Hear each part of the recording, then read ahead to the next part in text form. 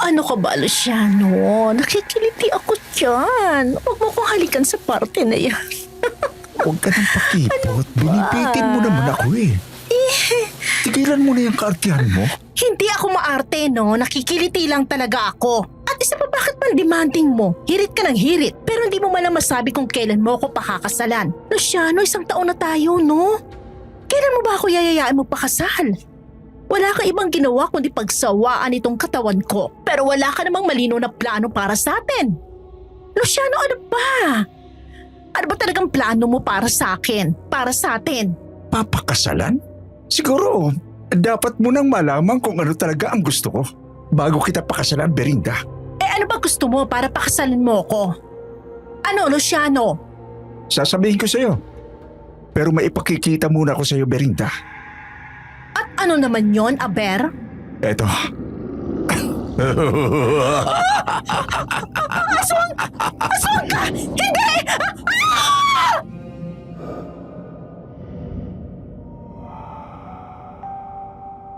Magandang araw, Miss Ligaya. Itago niyo na lang po ko sa pangalang ni Risa.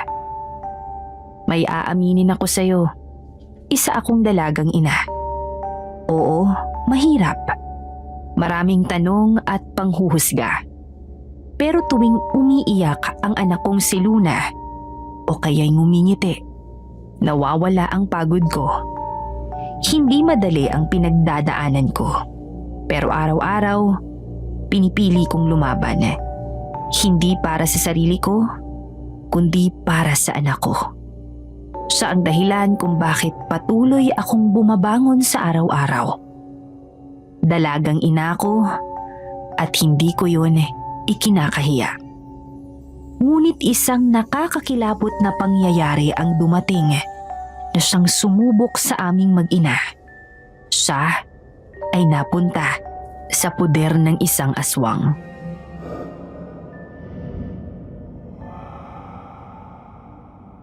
Ay, nako anak. Ang bilis ng panahon. Parang kahapon lang nasa tiyan pa kita. Ngayon, ang laki mo na at ang ganda-ganda mo pa. Manang-mana ka sa akin. Kailangan ko na maghanap ng dagdag na racket. Hindi na sapat tong kinikita ko sa pananahe. Paano na lang kapag nagkasakit siya? O kapag nagsimula na siyang pumasok sa eskwela? Ayokong maranasan yung mga hirap na pinagdaanan ko. Kailangan kong kumilos. Gagawin ko ang lahat para sa'yo, anak.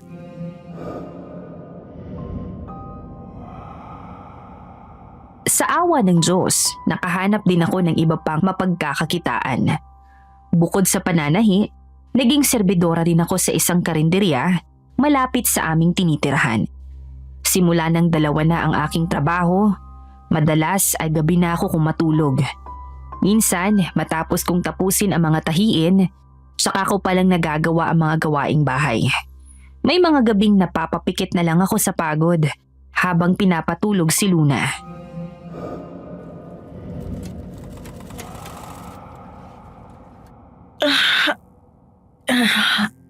Ang bigat ng talukap ko. Pero kailangan pang tapusin to. Para sa gatas mo, anak. Kahit kami lang ng anak ko sa buhay, masaya pa rin ako dahil hindi naman ako nag-iisa, Miss Ligaya. Meron ako mga mababait na kapitbahay na laging handang tumulong sa aming mag-ina. Isa na rito si Lola Isay, ang matandang nakatira sa kabilang bahay. Para ko na siyang pangalawang ina. Nerissa! Gising ka na ba? May dala akong pagkain para sa inyo ni Luna! Nerissa! Nerissa! Lola Isay, kayo po pala. Magandang umaga po. Magandang umaga rin, Iha. Ay, may dala akong prutas, gulay, at gatas para kay Baby Luna. Tanggapin mo ito, Iha. Maraming salamat po. Pasensya na po. Medyo late na ako nagising eh. Napuyat po kasi ako sa pananahi at sa pagtatrabaho sa karinderya ni Aling Sisa. Ay naku, Iha. Huwag mong masyadong pagurin ang sarili mo. Bata ka pa. Kailangan mo rin ng pahinga. Kailangan po, Lola Isay. Para po kay Luna. Siya lang po ang lakas ko. Alam ko, Iha. Pero tandaan mo, nandito lang kami kung may kailangan ka. Huwag kang mahihiyang lumapit. Maraming salamat po, Lola Isay. Malaking tulong po talaga kayo ni Ate Linda sa aming mag-ina. Si Ate Linda, ang matalik kong kaibigan at anak ni Lola Isay, ay madalas ding dumadalaw sa amin ng anak ko sa inuupahan kong bahay.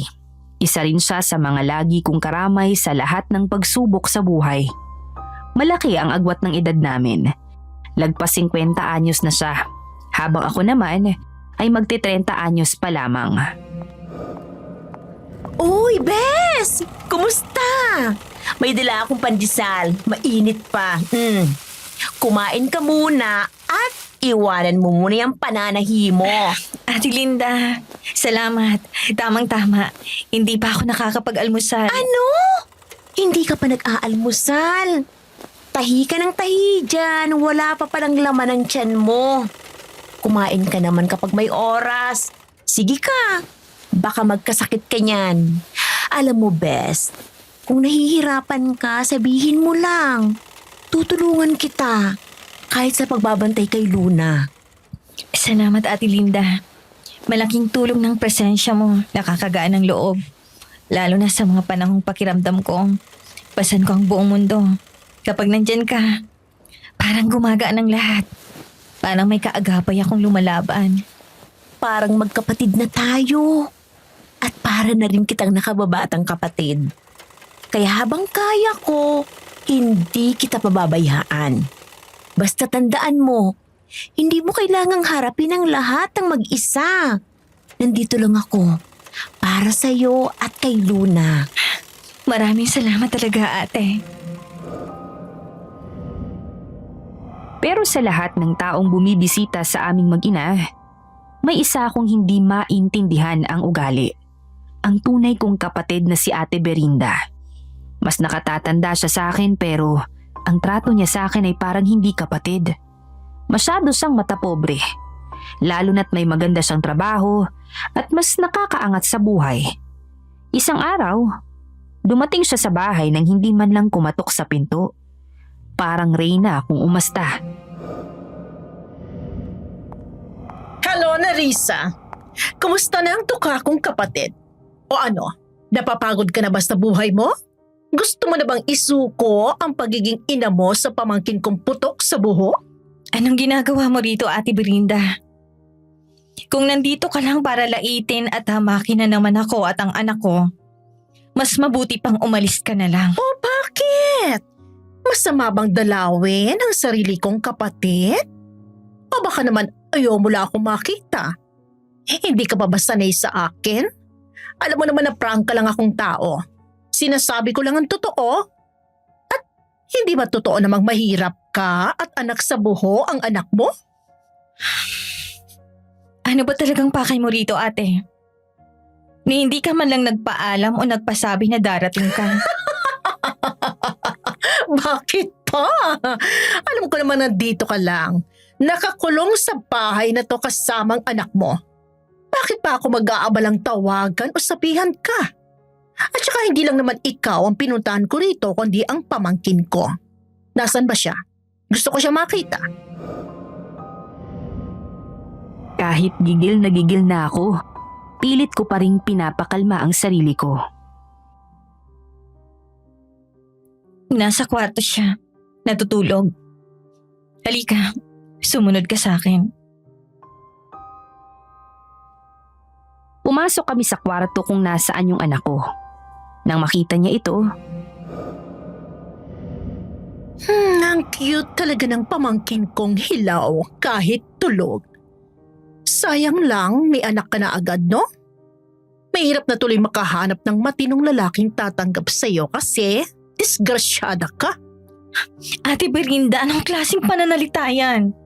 Mahal na mahal ko ang anak ko. Ni minsan hindi ko pinagsisihan na ipinanganak at pinalaki ko siya. Wala akong pakialam kung hindi na ako makahanap ng lalaking tatanggap sa akin. Basta't kasama ko ang anak ko. Sapat na siya sa buhay ko. Bahala ka. Basta ako ayoko matulad sa'yo. Gusto ko mayaman ang mapapangasawa ko. Hindi yung... ganito. Masakit ang mga salita niya. Pero sanay na ako. Simula pagkabata, ganyan na siya. Palagi na lang niya akong minamaliit at iniinsulto. Kahit kailan ay hindi ko maintindihan kung bakit ganun ang galit niya sa akin. Kung yan ang gusto mo ate, sana matupad. Yan naman talagang gusto mo kahit ng mga bata pa tayo. Ikaw ang bida, ikaw ang laging tama, at ako ang laging kailangang umintindi.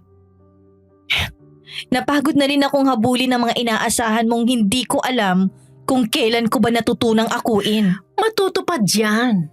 Kailangan lang ng konting sakripisyo. Nagulat ako sa sinabi niya, Miss Ligaya. Hindi ko agad naintindihan kung ano ang ibig niyang iparating. Anong ibig mong sabihin ate? Anong sakripisyo? Wala. Wala yon. Nagbibiro lang ako. Huwag mong pansinin yung sinabi ko. Talaga ba? Sa paraan ng pagkakasabi mo kanina, parang hindi ka naman nagbibiro. Ano ba talagang ibig mong sabihin ate? Wala sabi eh. Sige na, alis na ako. May lakad pa ako. Ate sandali! Ano ba talagang tinutukoy mo? Ate! Wala sabi eh. Tigilan mo na ako. Babalik na lang ulit ako. Pagkaalis ni Ate Berinda, napabuntong hininga ako. Bakit ganun siya? Bakit parang ang laki ng galit niya sa akin? Samantalang nasa kanya na ang lahat. Matalino siya, may magandang trabaho, at mas maganda pa sa akin. Hindi ko maintindihan kung ano bang pagkukulang ko para tatuhin niya ako ng ganun. Anak, sana hindi mo maranasan ang ganitong pakiramdam. Ang magkaroon ng kapatid na parang hindi mo kadugo. Yung kahit anong gawin mo, pakiramdam mo kulang pa rin. Yung bawat tingin at salita, may galit. Kahit hindi mo alam kung bakit, sana lumaki kang puno ng pagmamahal. Hindi ng tanong. Sana hindi mo danasin ang sakit ng pagiging palaging inaapi at kinukutya. Sa kabila ng lahat, pinili ko na lang na huwag pansinin ang mga sinasabi ni Ate Berinda. Ang mahalaga, kasama ko ang anak kong si Luna at masaya kami, kahit kaming dalawa lang. Pero ang hindi ko alam, ang galit na yun ni Ate Belinda ay magiging simula ng pinakamalaking pagsubok sa buhay ko. Isang pagsubok na magbabago sa lahat. Pati sa pagitan naming magkapatid. Hindi ko alam noon na ang kapatid kong si Berinda ay may itinatagong kasamaang balak. Akala ko ang pagiging matapobre niya lang ang tanging problema.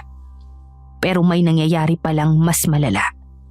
Isang nakakatakot na kasunduan sa pagitan niya at ng isang taong hindi ko kilala. Ito ang mga pangyayaring hindi ko nakita. Mga lihim na usapang ni sa panaginip ay hindi ko inakalang maggagawa ng sarili kong kapatid. Sa isang malaking mansyon, naghihintay si Luzano, ang kasintahan ni Ate Berinda. Isang lalaking mukhang mayaman at kagalang-galang sa panlabas. Pero may madilim na lihim na pilit niyang ikinukubli. Maya-maya, dumating si Berinda. Tuwang-tuwa siya. Halos hindi nagkanda-ugaga sa pagmamadali. Luciano! Luciano, nandito na ako! May magandang balita ako para sa'yo! Luciano! Yuhuu! Oh, Berinda. Bakit parang nagmamadali ka? May nangyari ba? Ano ba yung magandang balita mo sa akin? Oo, Luciano. Natagpuan ko na ang matagal mo nang hinahanap. Ang perpektong alay para sa taong ito. Talaga? Sigurado ka ba sa sinasabi mo, Berinda? Huwag mo kong bibigyan ng baling pag-asa, Berinda. Alam mo kung ano ito kahalaga sa akin. Siguradong sigurado ako, mahal kong Luciano. Nakita ko na siya. Ang ganda-ganda niya at ang inosente. Tamang-tama para sa iyong Panginoon. Magaling, Berinda. Very good girl. Hindi ka talaga pumapalya. Ako pa ba? Maswerte ka sa akin dahil matalino ako, Luciano. Maparaan at handang gawin ang lahat. Kahit ang mga bagay na hindi kayang gawin ng iba. Tandaan mo, ako ang lucky charm mo. Huwag na huwag mong kalilimutan yan, Luciano. I know, Belinda. Alam kong napakaswerte ko sa'yo. Mula nang makilala kita, hindi ko na kailangan lumabas para maghanap ng pagkain. Dahil ikaw na mismo ang nagdadala nito sa akin.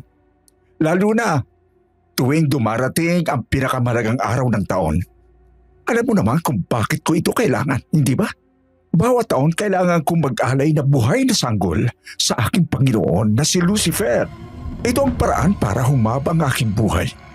Para manatili akong malakas at makapangyarihan. Kung hindi, unti-unti akong maghihina at mawawala ang lahat na meron ako ngayon na hindi ko hayaang mangyari. Alam ko, mahal ko. Alam na alam ko. Kaya nga ginagawa ko ang lahat para mahanap ang perpektong alay para sa iyo. At nahanap ko na yun. Isang sanggol na inosente. Walang kamuwang-muwang sa mundo. Malinis ang kaluluwa at sakto para sa iyong gagawing ritual, Luciano. Iyan ang gusto ko. Isang sanggol na inosenteng walang kamuwang-muwang. Sariwa, malinis at dalisay. Eksaktong hinahanap ng aking Panginoon. Ang amoy ng kawalang malay, walang kapantay.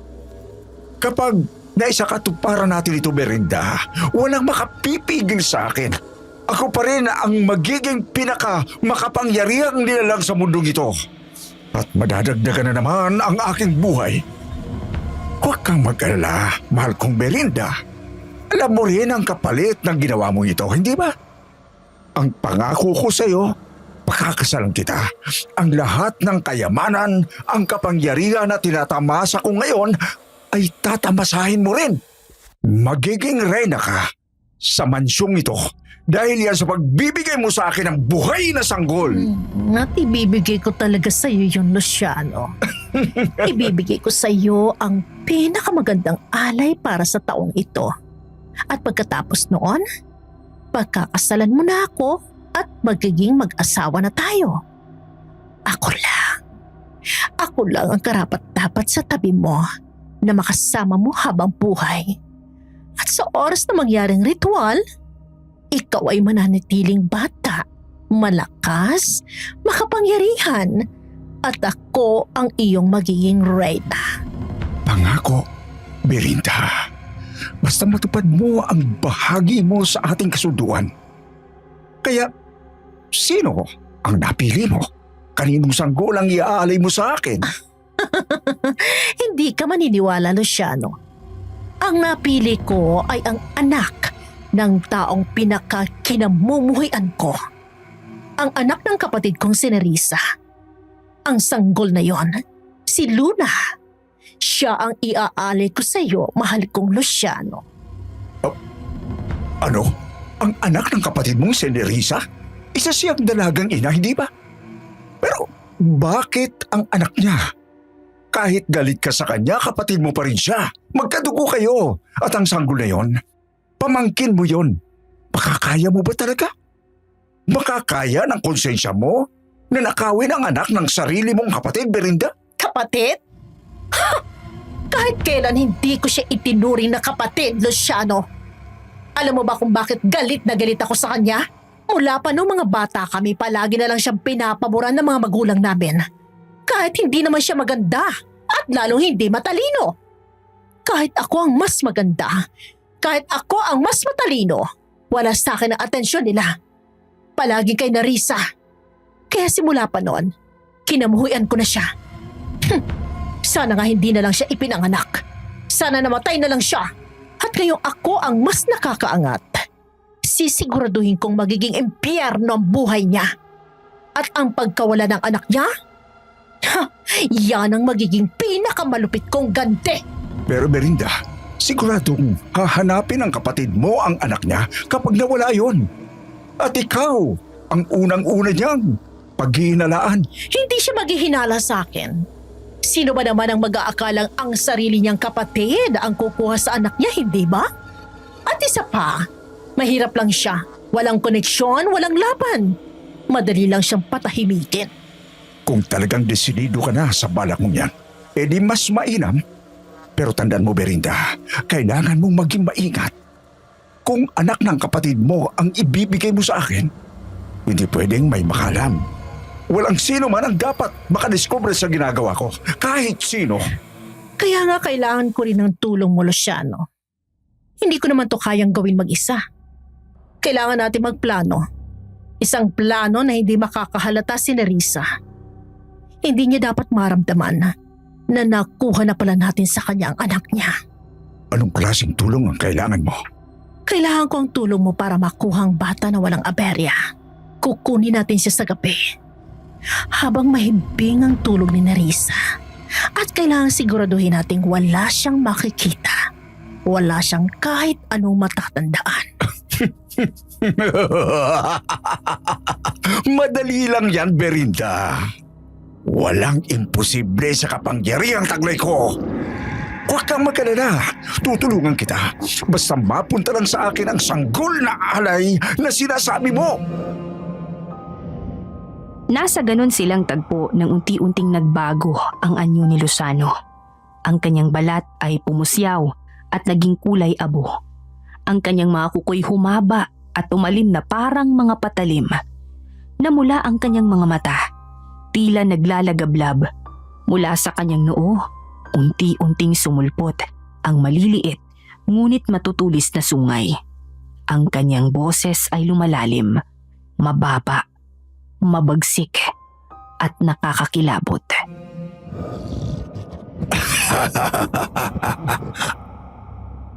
Kaya kong pasukin ang kahit anong bahay nang walang ingay.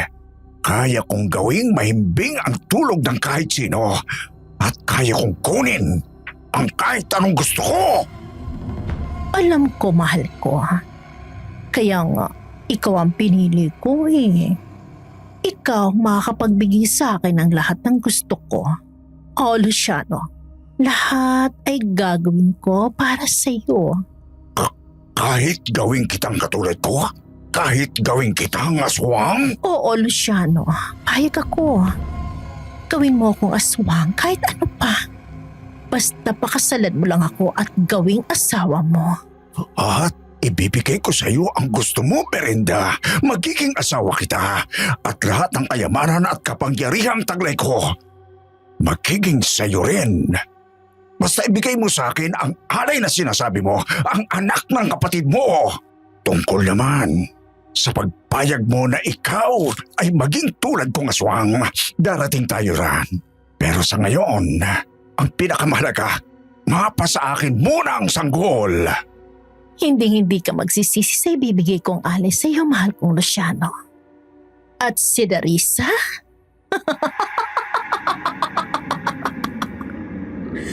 Hindi niya malalaman kung sinong kukuha sa anak niya.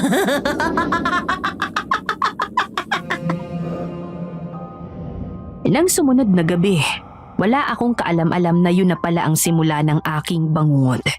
Habang mahimbing akong natutulog, may nangyayaring kahindik-hindik sa loob mismo ng inuupahan kong bahay.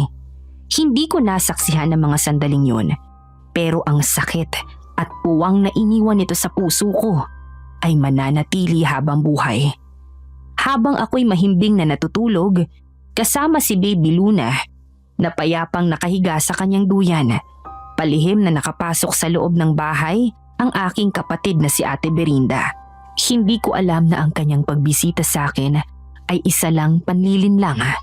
Isang paraan para makita kung paano niya madaling makukuha ang aking anak. Eto na. Malapit na.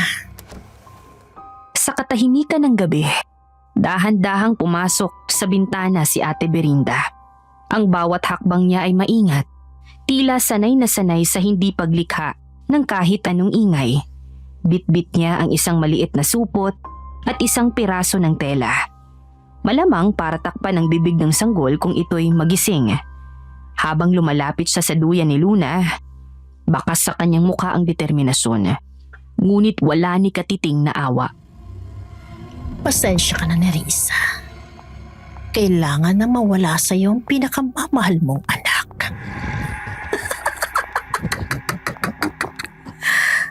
Hoy, Baby Luna. Magpaalam ka na sa gaga mong nanay. Dahil kahit kailan hindi na kayo magkikita. Dapat lang to sa nanay mong buwisit. Ngayon ang araw ng paniningil ko sa kanya. At ikaw ang kabayaran. Napakapayapa ng tulog ni Luna. Hindi niya alam na may nagtatangkang kumuha sa kanya. Hindi niya alam na ang kanyang magaling na tiyahin, ang sarili kong kapatid, ang gagawa nito sa kanya. Dahan-dahan niyang binuhat si Luna mula sa duyan. Iniingatan na huwag magising. Ang gaan-gaan pala ng batang to. Walang kahirap-hirap ko itong nakuha mula sa boba niyang ina. Hindi ba lang ako pinagpawisan? Halika na, baby. Aalis na tayo. At sa pupuntahan mo, siguradong forever ka nang hindi magigising. At ang nanay mong tanga, magigising na lang na wala ka na sa kanya. Wala na ang pinakamamahal niyang anak. Gaya ng kung paano niya inagaw sa akin noon ang pagmamahal ni na itay at inay. Napakasakit isipin na habang ako'y natutulog ng payapa, ang aking anak ay ninanakaw mula sa akin. Ang pagtitiwala ko kay Ate Berinda ay tuluyan nang nawala sa gabing yun, kahit hindi ko pa alam ang buong katotohanan. Pagkalabas ni Berinda ng bahay, nakaabang na agad si Luzano. Ang kanyang anyo ay nakakatakot. Isang aswang na handang tumupad sa napagkasunduan nila ng kapatid ko. Nakuha mo na ba? Ibinigay ni Ate Berinda si Baby Luna sa aswang na si Luzano, Miss Ligaya. Oo, mahal ko. Narito na siya. Ang iyong alay. Tinignan ni Luzano ang sanggol at isang makahulugang ngiti ang gumuhit sa kanyang mga labi.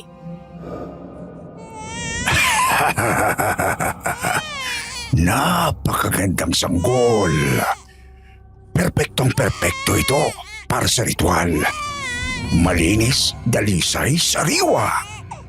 Ang ganitong uri ng kaluluwa, bihirang-bihira. Isang alay na karapat-dapat sa aking Panginoon. At kapalit nito, madaragdagan na naman ang aking buhay at kapangyarihan. Sa mga sandaling nakuha na ni Luzano ang anak ko, bigla siyang tinubuan ng malaking pakpak. Parang sa isang dambuhalang paniki, ngunit mas malaki at mas nakakakilabot. Unti-unti na namang nagbago ang kanyang anyo. Tila isa na siyang dambuhalang nilalang, nakahawig ng isang ibon.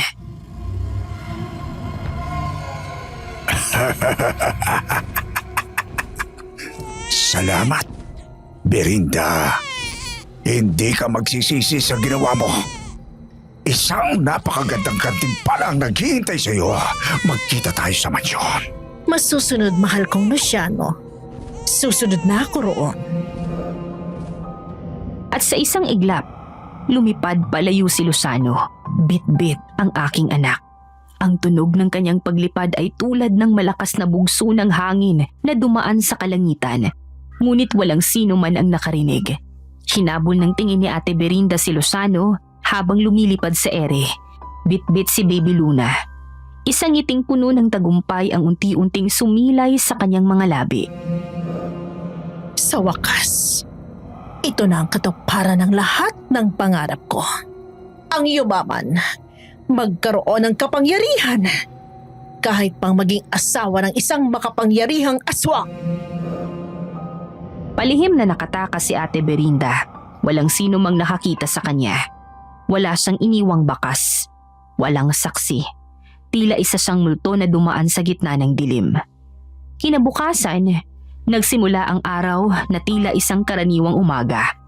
Ngunit nagtapos bilang pinakamadilim na araw sa buhay ko.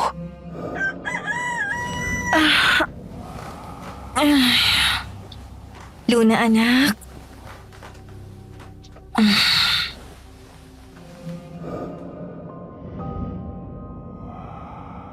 Napansin ko agad ang katahimikan mula sa duyan. Bigla akong kinabahan. Wala akong naririnig na iyak. Kahit anong ingay o galaw. Dali-dali akong bumangon at lumapit sa duyan. May kaba sa dibdib at nanginginig ang aking mga kamay. Luna, anak? Luna? Nasaan ang anak ko? Luna? Anak?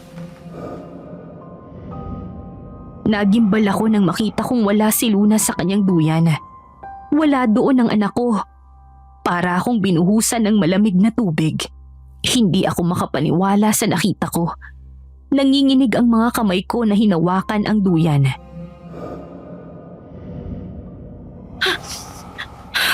Hindi. Hindi totoo to. Luna! Luna, nasaan ang anak ko? Nawawala ang anak ko!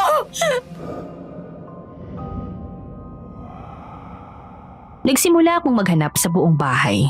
Sa ilalim ng kama, sa kusina, sa bawat sulok. Pero wala. Wala si Luna. Anak! Nasaan ka? Anak ko! Bawat segundo ay parang isang oras. Bawat paghahanap ko ay lalo lang nagpapasakit sa akin. Parang gumuho ang buong mundo ko. Hindi! Hindi pwede to! Ang anak ko! Diyos ko! Sino kumuha ng anak ko? Umalingaw-ngaw ang iyak ko sa buong bahay. Halos madurog ang puso ko sa pagkawala ng aking anak. Luna! Anak ko! Nawawala ang anak ko! Kumahagulgol akong lumabas ng bahay. Sa daan, nakita ko ni Lola Isay at Ate Linda. Namumugto ang mga mata ko at halos hindi na ako makahinga sa sobrang iyak. Narisa, anong nangyari? Bakit ka umiiyak? Lola Isay, Ate Linda, si Luna. Nawawala si Luna. Narisa, kumalma ka. Anong nawawala si Luna? Ano bang nangyari? Bakit nawawala si Luna? Wala na siya, Lola. Pagkagising ko, nawala na lang si Luna sa duyan. Hinanap ko siya sa loob ng bahay pero wala talaga siya roon. Ninakaw siya. Lola Isay, Ate Linda, ninakaw ang anak ko. Ano? Ninakaw? Sinong gagawa yan? At bakit naman si Luna ang kukunin? Paano nangyari yun, Narisa? Paano nakapasok sa inuupahan mong bahay at nakuha ang anak mo? Hindi ko alam. Basta pagising ko, wala na siya. Wala na ang anak ko. Hindi ko alam kung sino kumuha sa kanya. Hindi ko alam. Narinig ng iba pang kapitbahay ang aking pag-iyak at ang balitang nawawala ang anak ko. Mabilis itong kumalat. Naging usap-usapan sa buong lugar ang pagkawala ni Luna.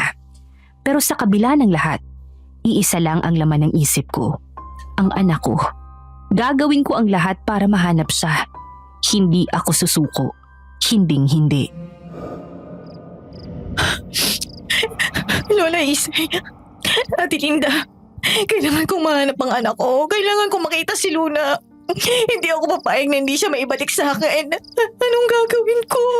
Huwag kang mag-alala, Narisa, iha. Hindi rin kami papayag na hindi maibalik sa iyo si Luna. Tutulungan ka namin. Hahanapin natin ang anak mo. Oo, Bes. Hindi ka nag-iisa. Magtulungan tayo. Gagawin natin ang lahat para mahanap si Luna.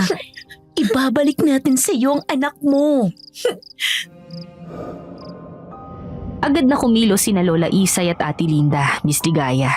Kinausap nila ang mga kapitbahay at humingi ng tulong kung saan-saan para lang mahanap ang anak ko.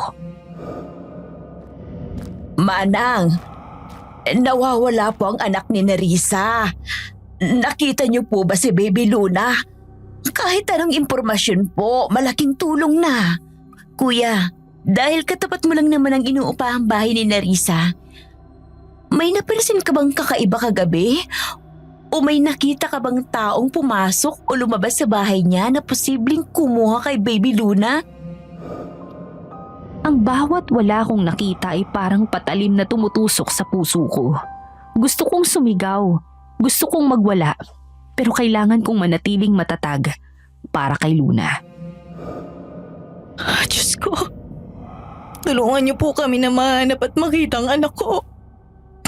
Hindi ko na po alam kung saan pa kami maghahanap. Kung sino pang lalapitan. Kayo na lang pong pag-asa ko. Kayo na lang pong makakatulong sa amin. Makiusap. Ibalik niyo po sa akin si Luna. Tila dininig naman ng Diyos ang dasal ko. Dumami ang mga kapitbahay na tumulong sa paghahanap. May mga nagtanong sa mga tindahan, sa mga tricycle driver, at sa iba pang tao sa paligid. Pero kahit isa, wala pa ring makapagsabi kung nasaan si Luna. Narisa, iha. Pasensya ka na pero wala pa rin kaming balita tungkol kay Luna. Wala talagang nakakita sa kanya. Bes, Nay, baka kailangan na talaga nating lumapit sa mga pulis. Sila ang mas may kakayahang maghanap at tumulong sa kaso ng pagkawala ni Luna. Baka may makuha silang lead. Hindi na kasi ito basta simpleng paghahanap lang. Sige, subukan natin. Kailangan nating subukan lahat ng paraan. Kahit saan, kahit kanino. Basta mahanap lang si Luna. Hindi ko na talaga alam kung anong gagawin ko. Kung hindi ko siya matagpuan. Kaya kinabukasan, kasama ko sina Lola Isay at Linda, nagtungo kami sa presinto ng pulisya. Umaasa kung matutulungan nila kami. Ang humarap sa amin ay si Police Chief Garcia. Siya ang pinuno ng pulisya sa aming lugar. Mukha siyang istrikto pero halatang tapat sa kanyang tungkulin. Sa paraan ng kanyang pagtayo at pagtingin, ramdam ko agad na sanay na siya sa ganitong mga kaso. At kahit kinakabahan ako, kahit nanginginig pa ang mga kamay ko, unti-unti akong nabuhayan ng loob. Chief, nakikiusap po ako. Tulungan niyo po ako, nawawalang anak ko. Ninakaw po siya. Malakas ang inala ko na may kumuha sa kanya. Anong pangalan mo at ano ang pangalan ng anak mong nawawala? Ilang taon na siya? At kailan mo huling nakita? Ako po si Nerissa de la Cruz. Ang anak ko po, sir. Si Baby Luna. 4 na buwan pa lang po siya. Huli ko po siyang nakita kagabi bago ako matulog. Nakahiga siya sa duyan. Pagkagising ko po kaninang umaga, wala na siya. Inagilap ko po siya sa buong bahay. Nagpatulong na rin ako sa mga kaibigan ko, sa mga kapitbahay. Pero wala po kaming natagpuan. Hindi ko alam kung saan pa po ako maghahanap. Kaya po nandito ako ngayon. Humihingi ng tulong. Tulungan niyo po ako mahanap ang anak ko, Chief. Hindi siya basta-basta mawawala. May kumuha sa kanya. May nagnakaw sa kanya. Wala man lang bang nakakitang may kumuha sa anak mo o asawa mo, mga kapitbahay mo? May narinig ka bang kakaiba kagabi? Kahit anong ingay, yabag, tunog ng sasakyan, o kahit anong hindi normal, may nakaalitan ka ba kamakailan? May kahit sinong posibleng may galit sa'yo? O may interes sa anak mo? Wala po eh. Wala po akong asawa. Isa po akong dalagang ina. At saka wala pong nakakita kahit sa mga kapitbahay ko. Wala rin po akong narinig kagabi. Kasi po dahil sa sobrang pagod ko sa trabaho, napahimbing po talagang tulog ko. Ay kung ganon, ulitin ko. May nakaalitan ka ba? May kagalit ka ba na posibleng may kinalaman sa pagkawala ng anak mo? Isipin mong mabuti, Miss Nerissa. Kahit maliit na bagay. Dating kaaway, kapitbahay, kamag-anak o kaya baka ang ama ng anak mo. May galit ba siya sa iyo? Wala naman po akong kaaway, Chief. Lahat po ng kapitbahay ko kasundo ko. Yung iba ko pong kamag-anak nasa malalayong probinsya. Kaya bihira ko na rin po silang makita. Pero wala naman po akong kaalitan o kasamaan ng loob sa kanila. Tungkol naman po sa ama ng anak ko. Kahit hindi niya ako pinanagutan. Wala naman po akong galit sa kanya. At sa pagkakaalam ko, ganun din po siya. Wala rin siyang dahilan para pasakitan ako. Lalo na ang anak namin. Wala nga po siyang pakialam sa amin ng anak ko eh. Mag-isa ko pong binubuhay si Baby Luna. Ako lang ang kumakayod para sa kanya. Kaya po wala talaga akong maisip na posibleng kumuha sa anak ko. May napansin ka bang kakaiba noong mga nakaraang araw? Bago na wala ang anak mo, may sumusunod ba sa'yo? May tao ba sa paligid mo na parang lagi kang pinagmamasdan? Mga taong hindi mo kilala pero kahina-hinala ang kilos. Wala rin po eh. Wala naman po akong napansin gano'n. Kung ganon, paano uusad ang kasong ito? Walang witness, walang ebidensya, walang lead. Kahit konting impormasyon man lang. Kahit anong posibleng pagkakakilanlan ng taong may motibo ay wala. Malaga kasi yan sa kasong ito. Alam kong nahihirapan ka, Miss Nerissa, sa pagkawala ng iyong anak. Pero kailangan naming may mapanghawakan. Kahit maliit na detalye na makakatulong sa investigasyon. Chief, tulungan niyo naman po ako. Wala na po akong ibang malalapitan. Ang anak ko po ang buhay ko. Kailangan ko po siyang makita. Kailangan ko po siyang mabawi. Maawa na po kayo. Tutang na loob. Naiintindihan ko ang nararamdaman mo, Miss Nerissa. Pero sa ngayon, wala tayong gaanong ebidensya. Walang bakas ng sapilitang pagpasok sa bahay mo. Walang witness at wala ring CCTV sa lugar ninyo. May hirapan kaming kumilos ng walang direksyon. Chief, baka naman po may iba pa kayong magagawa para matulungan itong kapitbahay namin si Nerissa. Hindi lang po si Nerissa ang nababahala, Chief. Kami rin po ng nanay ko ay labis na nag-aalala. Pamilya na rin po ang turing namin kay Nerissa. At napamahal na rin sa amin ang anak niya si Baby Luna. Baka po pwedeng mag-ikot ang mga pulis at tumulong sa paghahanap. Kahit maliit na hakbang lang po. Malaking bagay na para sa amin. Ngunit kahit anong sabihin ni na Lola Isay at Ate Linda, tila ba nanatiling matigas ang sistema. Walang agarang aksyon. Sa ngayon ay mahirap. Kailangan natin ng matibay na ebidensya para makakilos kami ng maayos. Kung walang nakakita, walang bakas, mahirap magsimula. Ang bawat salitang binibitawan ng pulis ay tila patalim na paulit-ulit na tumatarak sa puso ko. Pakiramdam ko, unti-unting nawawala ang pag-asa kong muling makita ang anak ko. So, ibig niyo pong sabihin, wala kayong magagawa? Hindi naman sa ganon. Pero sige, magpapadala kami ng mga pulis para magsagawa ng investigasyon. Pero wag po kayong umasa ng masyado. Kung walang matibay na ebidensya, magiging mahirap ang kasong ito.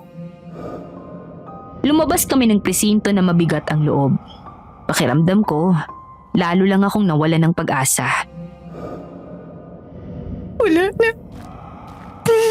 Wala na akong pag-asa. Hindi ko na makikita ang anak ko. Huwag kang mawawala ng pag-asa, Nerissa. Hindi pa tapos ang laban. Hindi tayo hihinto hanggat hindi natin siya natatagpuan. Oo, Bes. May paraan pa. Hindi tayo susuko. Gagawin natin ang lahat. Mag-iikot, magtatanong. Kakatok tayo sa bawat bahay kung kinakailangan. Hindi mo kailangang harapin ito ng mag-isa.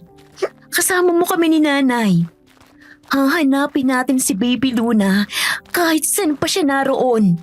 Hahanapin natin siya. Nasa ganun kaming tagpo nang bigla kong may naalala. Muling bumalik sa isipan ko ang kakaibang sinabi ni Ate Berinda bago sa umalis. noong nagpunta siya sa inuupahan kong bahay para inisin ako. Matutupad yan. Kailangan lang ng konting sakripisyo. Sakripisyo. Ano? Anong sinabi mo, Iha? Anong sakripisyo? May naalala ka, Bes? Si Ate Belinda, ang kapatid ko. Anong tungkol dun sa impacta mong kapatid? Huwag mong sabihin, may kinalaman siya sa pagkawala ng anak mo. Tama ba si Inay, Bes? Si Ate Belinda mo? Siya ba ang posibleng kumuha kay Luna? May sinabi kasi siya sa akin. Ang sabi niya, kailangan lang ng konting sakripisyo. Tinanong ko siya kung anong ibig niyang sabihin pero hindi niya ako sinagot. Una ko palang marinig yung kinabahan na ako. Hindi kaya may kinalaman yun sa pagkawala ng anak ko. Sakripisyo? Ano naman ang ibig sabihin niyan doon? Narisa, sa tingin mo ba, kaya talagang nakawin ng kapatid mo ang anak mo? Pero bakit naman niya gagawin yun? Oo, palagi kanyang minamaliit at iniinsulto. Pero kaya ba talaga niyang kunin ang isang inosenteng sanggol? Ilayo ito sa ina? Sa sarili niyang kapatid? Hindi ko alam. Pero may kakaiba sa kanya. Ang mga tingin niya, ang mga salita niya. Parang may tinatago siya. At ngayon na nawawala si Luna, hindi ko maiwasang isipin na may kinalaman siya sa pagkawala ng anak ko. Ang pagdududa ko sa aking nakakatandang kapatid ay unti-unting lumalalim sa puso ko, Miss Ligaya. Ang kapatid ko, ang sarili kong kapatid, kaya niya ba talagang gawin ito sa akin? Kaya ba niyang nakawin o ilayo sa akin ang sarili niyang pamangkin? Hindi ko maintindihan. Pero bakit siya? Bakit niya gagawin to? Narisa, Iha. Huwag kang padalos-dalos. Kailangan natin ng matibay na pruweba. Wala kang ebidensya ng kapatid mo nga ang kumuha sa anak mo. Pero tama ka, Bes. May kakaiba talaga sa Ate Belinda mo. Nung nakita ko siyang lumabas sa inuupahan mong bahay, ang laki ng ngiti niya. Parang ang saya-saya niya. Hindi siya galit eh. Hindi rin nagmamadali. Parang may tinatagong kung ano. Ang pagdududa kong yun ay naging simula ng panibagong paghahanap. Hindi lang para sa nawawala kong anak, kundi para din sa katotohanan. Maaaring mas masakit ang katotohanan yun kesa sa pagkawala ni Luna. Pero handa akong harapin ito para sa anak ko. Isang araw, habang nakaupo ako sa labas ng inuupahan kong bahay at nakatingin sa kawalan, bigla akong nagulat nang makita kong papalapit sina Lola Isay at Ate Linda. Kasama rin nila ang tatlo pa naming kapitbahay, si Mang Bano, ang matandang tricycle driver na madalas kong makita sa kanto, si Juday, ang matandang tindera sa palengke na lagi kong binibilhan ng gulay, at si Kiko, ang binatilyong tambay sa aming barangay. Lola Isay, Ate Linda, anong meron? Bakit kasama niyo sila? Narisa, Iha. May balita kami. Ang mga kapitbahay natin may gustong sabihin sa iyo. Best, lumapit sila sa amin. May impormasyon daw sila tungkol sa posibleng kumuha kay Baby Luna. Biglang bumilis ang tibok ng puso ko. Impormasyon? Posibleng kumuha? Panibagong pag-asa. Talaga? Anong nalalaman nila? Mang Bano, ikaw ang unang magkwento. Nerissa, pasensya na sa abala. Pero kasi naalala ko lang, isang gabi naghatid ako ng pasahero sa isang coffee shop. Sige po, Mang Bano. Ano pong nakita niyo? Nakita ko ang kapatid mong si Belinda. May kasama siyang lalaki. At narinig ko sila. Pinag-uusapan nila ang tungkol sa anak mong si Luna. Ano? Anong pinag-uusapan nila? Sabihin niyo po sa akin, Mang Bano. Hindi ko na narinig ang ibang detalye ng napag-usapan nila ni Risa. Basta narinig ko lang ang pangalan ni Luna. Nagmamadali na kasi ako at may susunod pa akong pasahero. Hindi pa sapat ang sinabi niyo ni Mang Bano. Patuloy pa ring lumalaki ang pagdududa ko. Pero kailangan ko pa ng mas malinaw na ebidensya. Hindi po yun sapat na ebidensya, Mang Bano. Pero maraming salamat po sa pagpunta rito at sa pagsasabi sa akin ng inyong nalalaman. Juday, ikaw naman ang magsalita. Ay, ganito kasi yun, Risa. Nakita ko ang kapatid mong si Berinda. Ano pong tungkol sa kapatid ko, Aling Juday? Kahapon nakita ko si Berinda. Kasama niya yung lalaking sinasabi ni Bano na kasama niya sa coffee shop. May bit-bit silang sanggol. Sanggol? Oo, iha. Nang malaman kong nawawala ang anak mong si Luna at hinahanap mo siya, agad kong naisipang lumapit kina Isay. Kasi namukhaan ko ang sanggol na kasama nila. Kamukhang kamukha ng anak mo. Ilang beses ko na rin nakita si Luna kapag napapadaan ako rito sa tapat ng inuupahan mong bahay. Madalas kasi kayong nasa labas kaya madali kong nakilala ang anak mo. Biglang nanindig ang balahibo ko, Miss Ligaya. Kamukhang kamukha ni Luna. Hindi ako nagkamali. Si Ate Berinda nga. Siya ang kumuha ng anak ko. Ang dating pagdududa ay naging malinaw na katotohanan. Ramdam ko ang galit na unti-unting kumulo sa dibdib ko. Si Ate Berinda. Siyang kumuha sa anak ko. Bes, kumalma ka muna. May isa ka pang kailangang marinig. Iko, ikaw naman ang magkwento. Ni Risa, ganito kasi yan. Pauwi na ako noon galing sa inuman. Pero hindi pa ako lasing. Kaya siguro ako sa nakita ko. Anong nakita mo? Sabihin mo sa akin. Nakita ko si Berinda, ang kapatid mo. Nasa labas siya ng inuupahan mong bahay. May bit-bit na sanggol. Sigurado ako, siya talaga yun. Si Luna. Siya po bang nakita niyong bit-bit ng kapatid ko? Oo. At mas nakakagulat pa ni Risa. Ibinigay niya yung sanggol sa isang nakakatakot na nilalang. Ano? Anong ibig niyong sabihin? Ibinigay ni Berinda ang anak mo sa isang aswang. Parang gumuho ang mundo ko. Aswang? Ibinigay ni Ate Berinda ang anak ko sa isang aswang? Hindi ko maintindihan. Bakit? Bakit niya magagawang ipahamak ang sarili niyang pamangkin?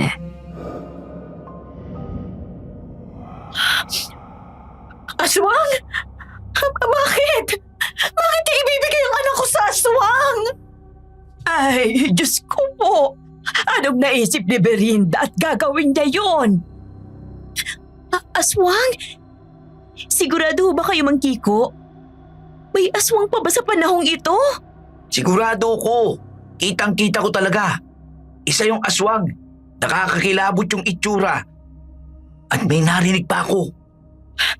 Ano pa, Mang Kiko? Sabihin niyo sa akin. Narinig ko na sinabi ng aswang na iaalay daw ang sanggol. Pero hindi ko narinig ang iba pang detalye dahil nagmamadali na akong umalis. Baka kasi ako pa ang mapagbalingan kapag nakita nila ako. Ang mga salitang binitawan ni Mang Kiko ay tila kidlat na tumama sa akin. Iaalay? Ang anak ko? Iaalay sa aswang? Ang galit na naramdaman ko ay hindi pa maipaliwanag. Hindi na ito basta galit. Ito ay puot. Ang sarili kong kapatid, siya mismo ang nagbigay ng anak ko sa isang aswang upang ialay. Walang kapatawaran. Hindi ko hahayaang mangyari yon. Magtutos kami ni Ate Berinda at mga aswang na yon. Kaano-ano naman ang Ate Berinda mong aswang? Sandali. Hindi kaya ano, anak? Hindi kaya yung lalaking kasama ng Ate Berinda mong aswang? Hindi ko na rin alam ang iisipin. Hindi ko alam kung anong mas masakit. Ang ginawa niya o ang dahilan kung bakit niya yun ginawa. Bakit? Bakit niya nagawa sa akin to? Hindi pa rin ako makapaniwala na nagawang makipagsabwatan ng kapatid mo sa isang aswang. Ganun na ba siya kadesperado na pasakitan ka? Nababaliw na ba talaga siya? Pero ni Risa, iha, anong balak mong gawin? Ngayong alam mo na ang sarili mong kapatid ang kumuha sa anak mo, ano nang gagawin mo? Bes, kung ano man ang binabalak mo, hindi yan magiging madali. Lalo na't aswang ang kalaban natin. Gaganti ako. Ililigtas ko ang anak ko. Walang makakapigil sa akin.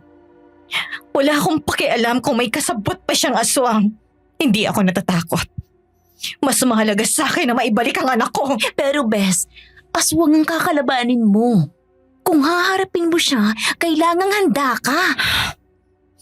Paghahandaan ko ang aswang na kumuha sa anak ko. Lalo ng kapatid kong si Belinda. Maghaharap kaming dalawa.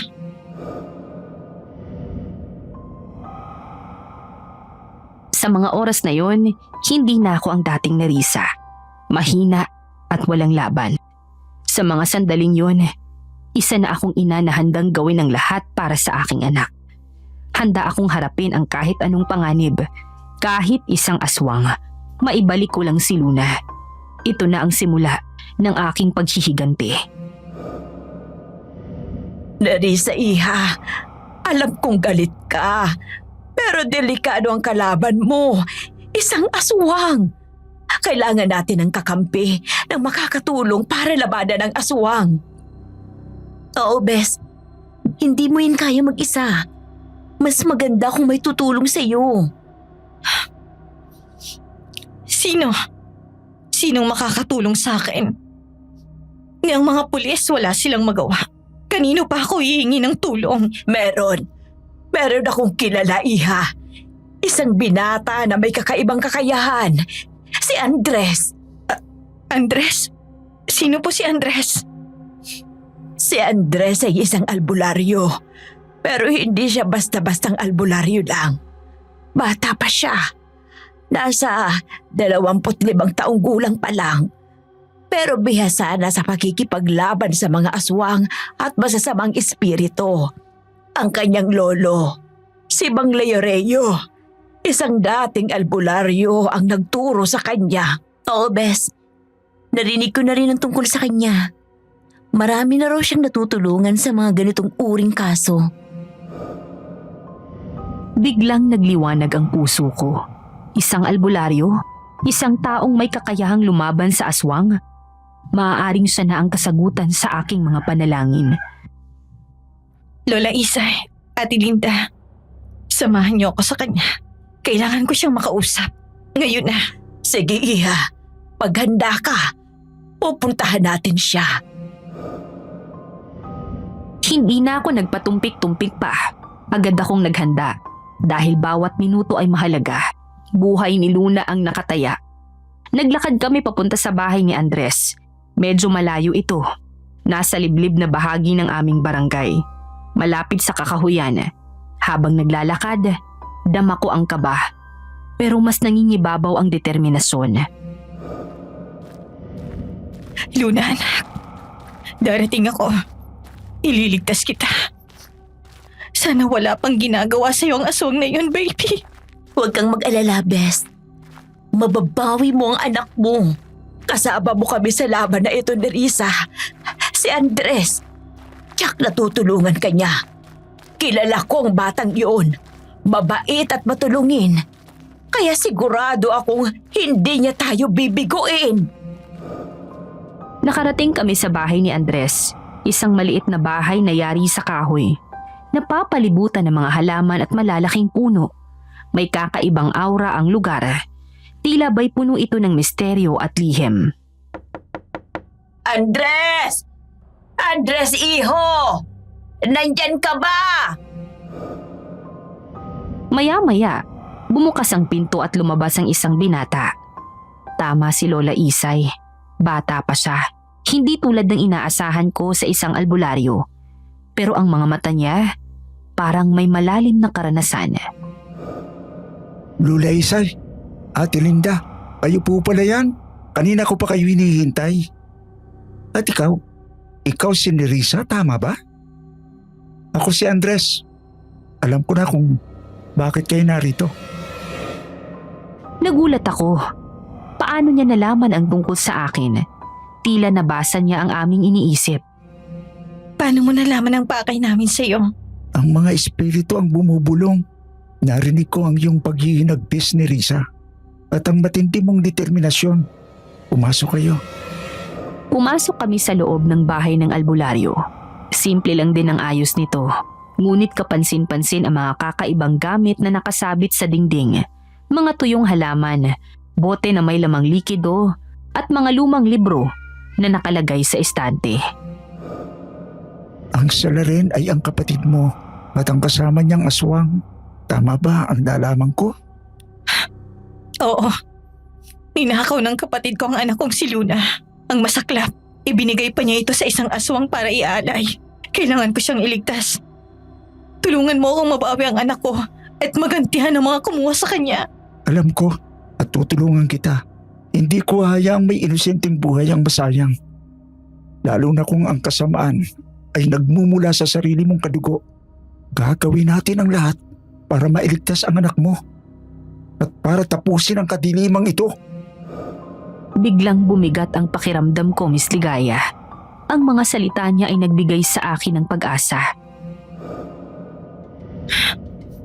Maraming salamat, Andres.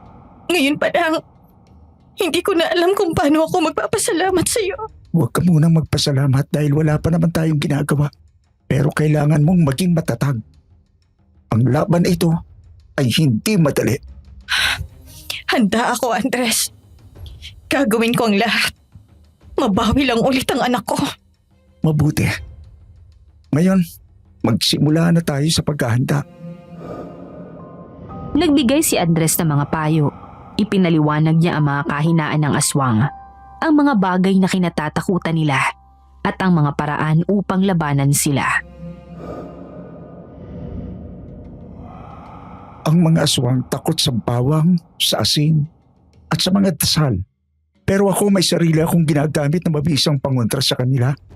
Itong pinulbos na palaspas at sinunog na dahon ng balingge o balinguyos. Mabisa itong pantaboy at panlaban sa mga aswang. Pero hindi sapat na meron ka lang nito. Kailangan may pananampalataya ka. Sige, lahat ng itinuro mo sa akin, lahat yan nakatatak na sa utak ko. Hindi ako uurong. Gagawin kong lahat. Kahit ikapahamak ko pa, maibalik ko lang ang anak ko. At ngayon, alam ko na hindi lang lakas ang kailangan, kundi tibay ng loob at pananalig. Ito, pinulbos na palaspas ng dahon ng balingge o balinguyos. Ilagay mo ito sa bulsa mo. At ito pa, isang benditadong krusipiyo at tubig. Itago mo ito. At huwag na huwag mong ihihiwalay sa katawan mo. Oo, Andres, naiintindihan ko. May kailangan pa ba akong gawin? Ito ang aklat ng mga dasal. Basahin mo ito. Bawat pahina ay maaari makatulong sa iyo. Bigkasin mo ang mga dasal ng may buong pananalig. Mabisa ito bilang pangontra sa aswang. Sige, tatandaan ko yan. At higit sa lahat, Nerissa, kailangan mong maging matapang. Ang takot ang pinakamalaking kalaban mo kapag kumarap ka sa isang aswang. Kapag nakita nilang natatakot ka, lalo silang lalakas. Hindi ako matatakot, Andres. Para sa anak ko, kaya kong harapin kahit ang pinakamasamang nilalang. Yan ang Nerissa na kilala ko. Matapang at palaban. Kaya mo yan, Bes. Nandito lang kami para sa'yo. Habang naghahanda kami, damak ko ang unti-unting pagbabagong nagaganap sa sarili ko.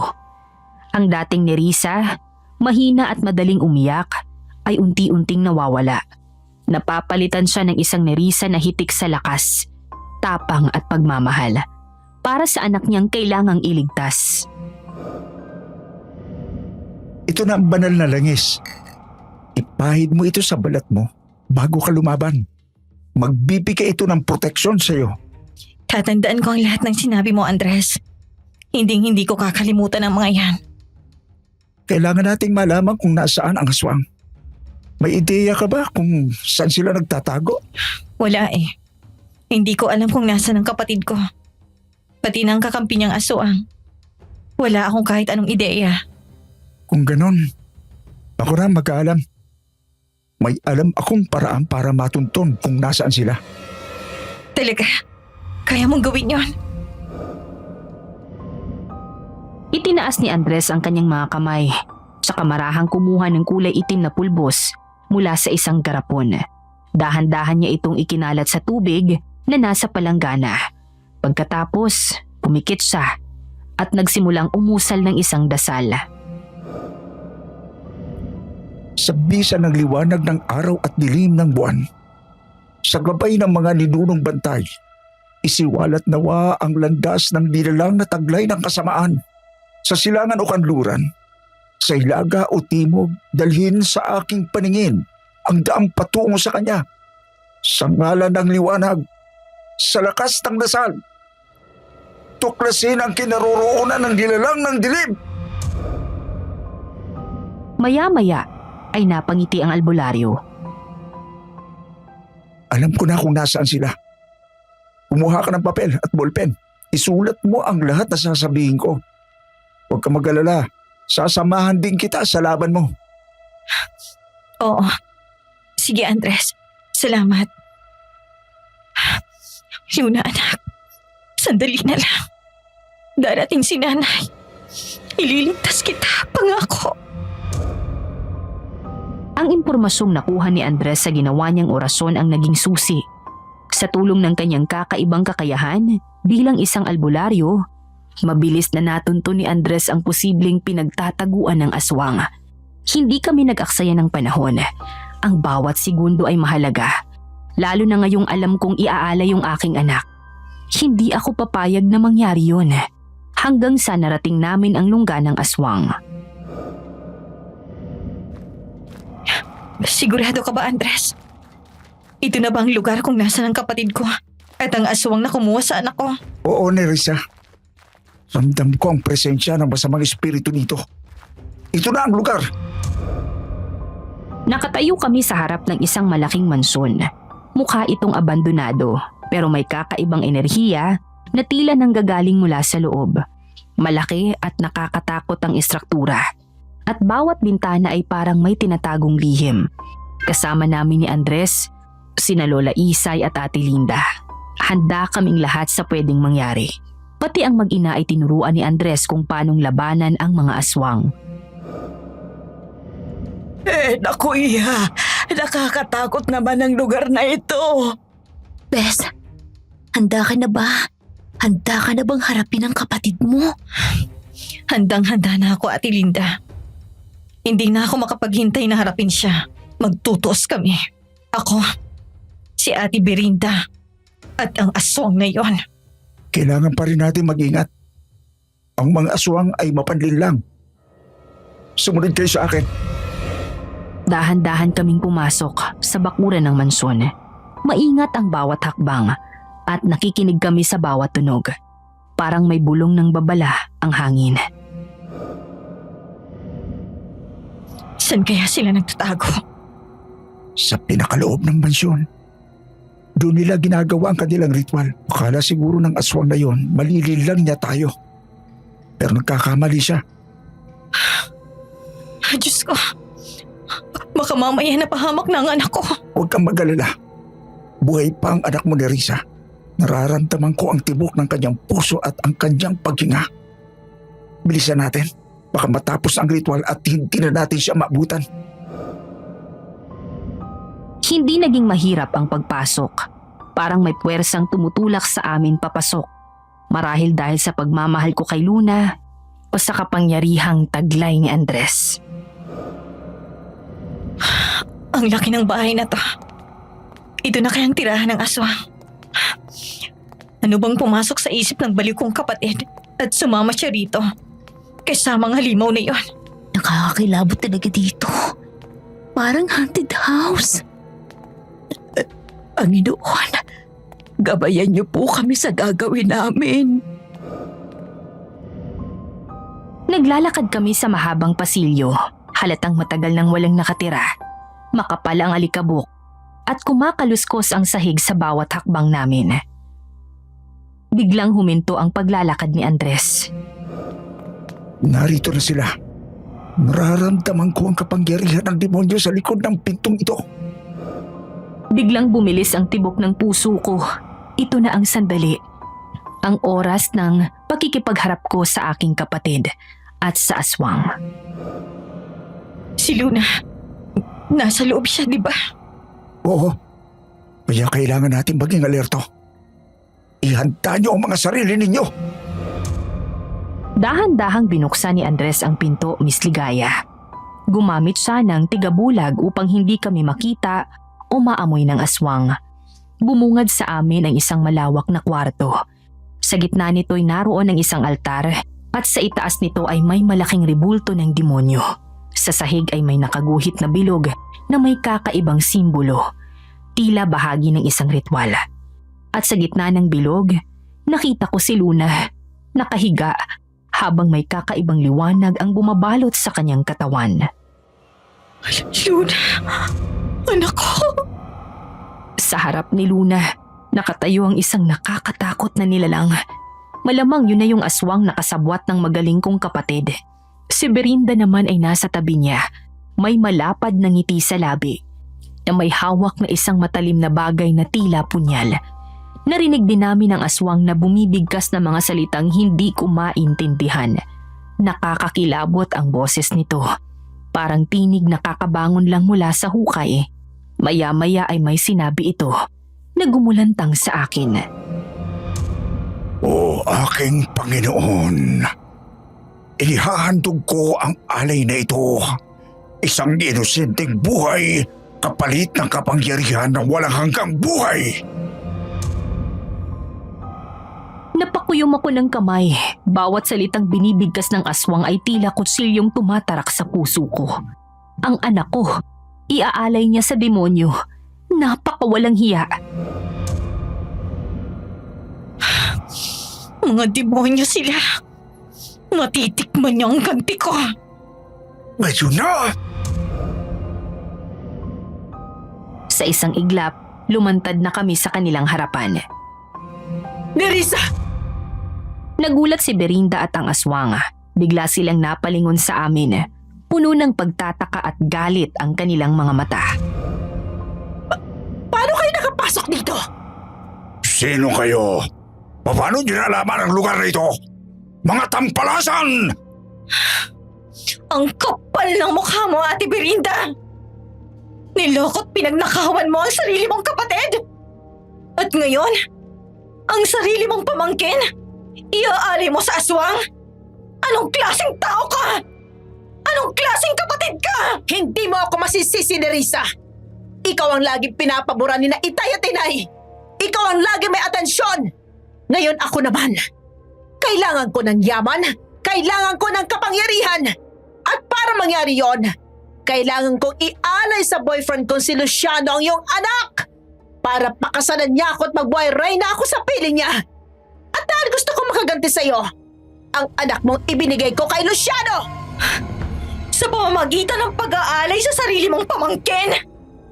Hindi ka ba nakakaramdam ng kahit katiting na konsensya? Konsensya? Wala na akong konsensya. Ang mahalaga sa ngayon ay matutupad ng pangarap ko. At si Luciano, siya ang tutupad nito. Akala ko, paglipat natin ng lugar, wala na magiging abala. Berinda, mabuti na lang at hindi sa mansyong ginawa ang ritual. Dahil madudungisan lang yon ng dugo ng mga pakialamerong ito. Mabuti na lang at dito mo naisip gawin ang ritual, Luciano. Sa mismong bahay mo. Para dito na rin sila mailibing. Kayo, wala na kayong magagawa. Ang ritual ay malapit ang matapos. Ang sanggol na ito, akin na ito! Pagkatapos kong ihali sa aking Panginoon ang kanyang dugo, kakainin ko naman ang kanyang mga laman loob! Hindi mo siya makukuha! Babawiin ko ang anak ko! Magkakamatayan muna tayo! Hindi ka magtatagumpay, Aswang! Ang kapangyarihan ng kabutihan, ang mananaig at hindi ang kasamaan! Sa gana ng Ama, ng Anak, at ng Espiritu Santo, lumayo ka, demonyo! Bitawan mo si Luna! Nagulat ako nang makita kong bitbit na ng aswang ang anak ko, Miss Ligaya. Napakabilis ng mga pangyayari. Nakahiga si Luna sa sahig pero sa isang iglap, naagaw na naman siya ng aswang.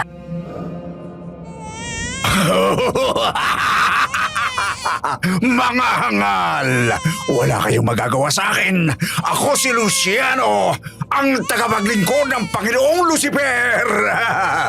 Belinda, kunin mo muna ang sanggol. Tatapusin ko lang ang mga gunggong na ito! Sige, Luciano. Patayin mo silang lahat. Lalo na ang puwisit kong kapatid. Hindi niyo kami mapipigilan! Tumanda ka, aswang! At ikaw, Ate Belinda, pagsisisihan mo ang ginawa mo sa anak ko! Subukan mo na, Risa. Tingnan natin kung sino ang mamamatay sa huli. Akmang susugurin na kami ng aswang na si Luciano. Pero pinatatag ko ang loob ko. Agad kong inilabas mula sa bulsa ang pinulbos na palaspas at sinunog na dahon ng balingge na ibinigay ni Andres. Sa isang mabilis na galaw, isinaboy ko ito sa aswang.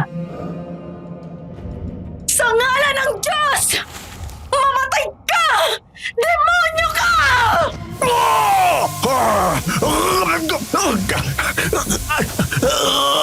Adrian, ang sakit! Ang balat ng aswang ay tila nasunog. Ang kanyang sigaw ay umalingaw-ngaw sa buong kwarto. Si Andres naman ang sumunod na umatake. Sinabuyan niya ng benditadong tubig ang aswang. Ito ang kapangyarihan ng kabutihan! Oh! Mga buwisit kayo! Magbabayan kayo! Tila natutunaw ang balat ng aswang. Unti-unti nang nagbabago ang anyo niya at humihina. Kita ko ang pagkabigla sa mukha ni Belinda. Sinubukan niyang tumakas habang bitbit ang anak kong si Luna. Hindi! Kailangan ko makatakas dito! Ngunit bago pa siya makakilos, hinarangan na siya ni na Lola Isay at Linda. Saan ka pupunta, Belinda? Hindi ka makakatakas! Hindi mo mailalayo si Luna! Hindi ka makakaalis dito, Belinda! Ano na kayo? Mamamatay ng boyfriend mong aswang! Hindi! Hindi siya matatalo! Hindi! Kayo ang mamamatay, hindi siya! Kayong lahat! Baliw ka na talaga! Tingnan mo na lang, Belinda! Tingnan mo ang pagkatalo ng aswang! Ito ang kabayaran sa lahat ng kasamaan ninyo! Samantala, nagtangkapang lumaban si Luciano. Ngunit mabagal na ang kanyang mga galaw at unti-unti nang humihina ang kanyang kapangyarihan. Habang nakalupasay sa sahig ang aswang, binigkas ni Andres ang isang dasal na Latin. Isa sa mga itinuro niya sa akin, isang makapangyarihang dasal laban sa aswang. Exorcisamus te. Omnis immundos spiritus, omnis satanica protestas, omnis scorcios infernales, adversari, omnis lehio, omnis congregatio et secta diabolica. Sa bawat salitang binibigkas ni Andres, lalo pang nanghina si Luciano hanggang sa tuluyan ng bumigay ang kanyang katawan at hindi na siya makagalaw. Nerissa, ikaw ang kailangan tumapos sa kanya. Gamitin mo ang binitadong krusipio.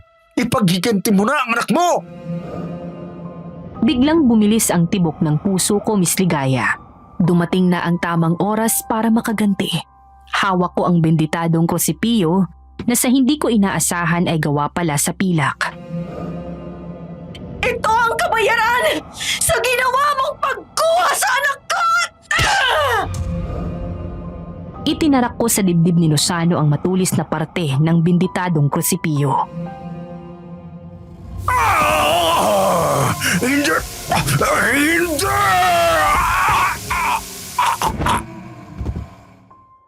Unti-unting nanghina ang aswang hanggang sa tuluyan na itong bumagsak sa sahig. Wala nang buhay. Ang kanyang katawan ay tila natunaw at naglaho sa hangin. Luciano, mahal ko! Sa sobrang gulat at pagkatakot, naihagis ni Ate Berinda si Luna. Mabuti na lang at mabilis si Ate Linda. Agad niyang nasalo si Luna bago pa ito bumagsak sa sahig. Luna! Ligtas na siya, Bes! Nasalo ko siya! Hindi ako papayag! Hindi niyo ako mapapatay! Hindi katulad ng ginawa niyo kay Luciano! Sinubukan niyang tumakas. Tumakbo siya palabas ng kwarto, papunta sa isang malaking pinto. Akala niya, yun ang daan palabas ng abandonadong mansyon. Ang hindi niya alam, ang pintong yun ay diretsong labas ng bahay at nasa ika-4 na palapag kami. Ate Berinda! Wag! Ngunit huli na ang lahat. Nahulog si Ate Berinda mula sa mataas na palapag. Nang makita namin siya, wala na siyang buhay. Napaiyak ako. Hindi man lang kami nagkaayos. Hindi ko siya nailigtas mula sa kasamaan. Sa isip ko na lang, yun na ang kabayaran sa lahat ng kanyang ginawa. Ang kapalit ng kanyang galit at pagkamuhi sa akin. Anak ko! Luna! Ligtas ka na, anak! Niyakap ko ng mahigpit si Luna. Ramdam ko ang init ng kanyang katawan at muli kong nadama ang kanyang presensya. Walang kasing saya ang muling makapiling ang aking anak. Salamat sa Diyos! Salamat po! Maraming salamat sa inyo. Kung hindi dahil sa tulong niyo, hindi ko muling makakapiling ang anak ko. Walang anuman, Iha. Ang mahalaga, ligtas na ang iyong anak. Masaya ako para sa iyo, Bes. Dahil naibalik na sa iyo si Baby Luna. Andres, maraming salamat. Kahit hindi ko nagamit ang lahat ng pangontra na ibinigay at itinuro mo sa akin, natalo pa rin natin ang aswang. Ang pinakamalakas na sandatan, Risa, ay yung pagmamahal mo sa iyong anak at ang iyong pananampalataya. Wala na akong mahihiling pa, Miss Ligaya. Magkasama na ulit kami ni Luna. Ipinangako ko sa kanya at sa sarili ko na hindi na kami maghihiwalay pa. Samantala, nalaman ko ang lahat tungkol kay Ate Berinda at sa nobyo niyang aswang na si Luzano nang mabasa ko ang kanyang diary. Nakita ko ito sa bag na nabitawan niya bago sa mahulog mula sa ika-4 na palapag ng lumang mansyon. Doon ko natuklasan ang lahat ng plano nila laban sa akin at sa aking anak. Kaya naman naibahagi ko ng maayos sa inyo ang kwentong ito. Sana ay may natutunan kayo sa aking pinagdaanan. Ang buhay ay puno ng pagsubok, pero bawat pagsubok may aral na matututunan. At sa bawat dilim, may liwanag na naghihintay. Pero bago ako tuluyang magpaalam, may tanong ako sa inyong mga tagapakinig.